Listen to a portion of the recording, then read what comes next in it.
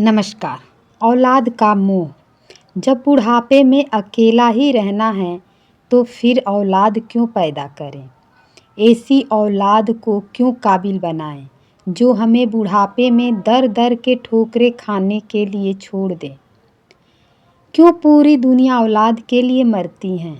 हमेशा की तरह मैं आज भी मंदिर परिसर के बाहर बैठे भिखारियों की कतार को एकटक निहार रहा था और मेरे मन में यही अनगिनत सवाल उमड़ घुमड़ रहे थे।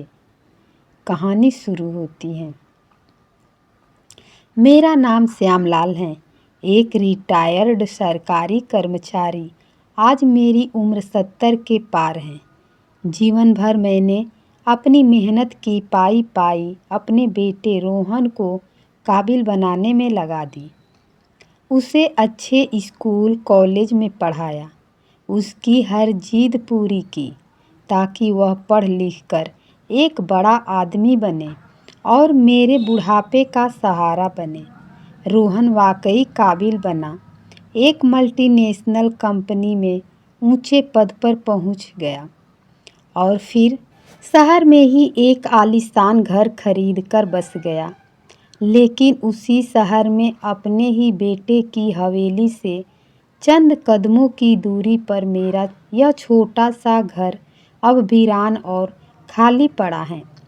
रोहन विदेश चला गया है और यदा कदा ही उसका कोई कॉल आता है, वह भी औपचारिकता के लिए।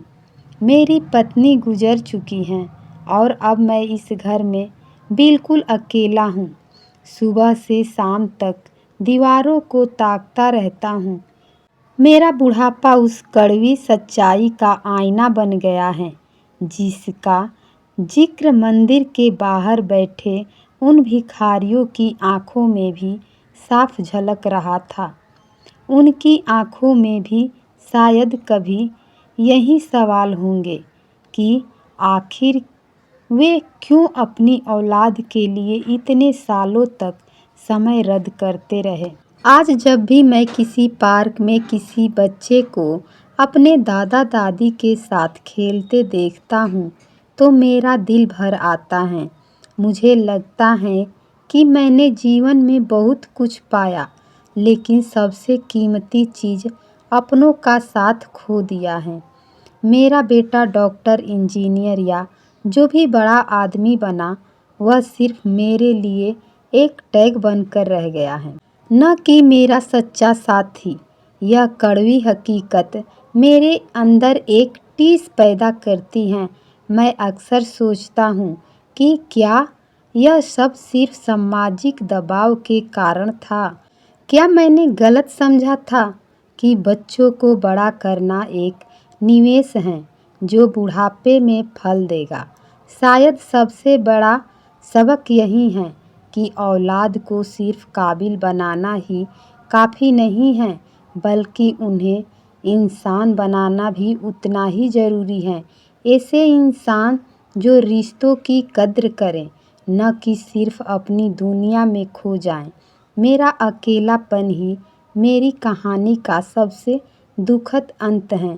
एक ऐसी कहानी जो हर उस माँ बाप के लिए एक चेतावनी है जो अपनी औलाद को सब कुछ देने के बाद भी खाली हाथ रह जाते हैं।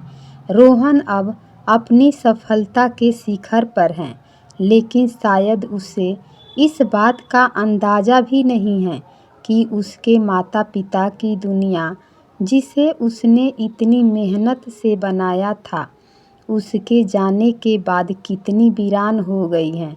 और मैं श्यामलाल अब उस सच्चाई का हिस्सा हूँ जो मंदिर के बाहर की कतार में नज़र आती हैं।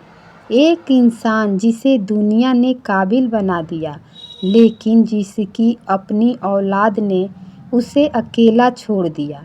शाम ढलने लगी थी और मंदिर परिसर के बाहर बैठी भीड़ धीरे धीरे छटने लगी थी। मैंने अपनी इस बेबसी से हार मान ली और धीरे धीरे अपने घर की ओर कदम बढ़ाए।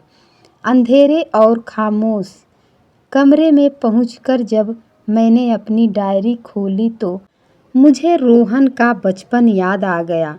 जब वह छोटा था तो कहता था, पापा मैं बड़ा होकर आपकी हर खुशी का ध्यान रखूँगा। आज वह बड़ा तो हो गया है, लेकिन उसकी दुनिया में मेरे लिए कोई जगह नहीं बची है। तभी अचानक मेरे फ़ोन की घंटी बजी। स्क्रीन पर रोहन का नाम चमक रहा था। मेरा दिल एक पल के लिए ज़ोर से धड़का। मैंने कांपते हाथों से फ़ोन उठाया।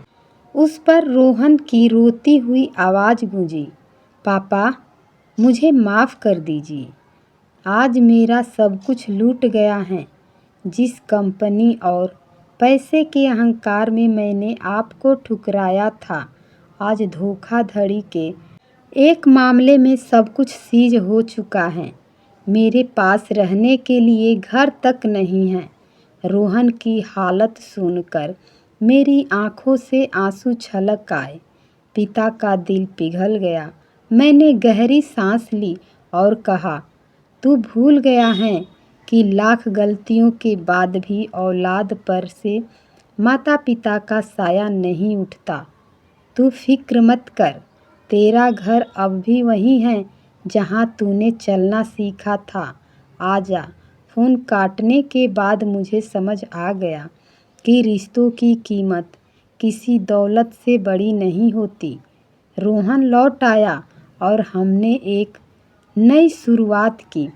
यह कहानी सिर्फ मेरी नहीं बल्कि उस हर घर की है जहां अहंकार रिश्तों को तोड़ देता है और सिर्फ माफ़ी व अपनापन ही उन्हें जोड़ सकता है।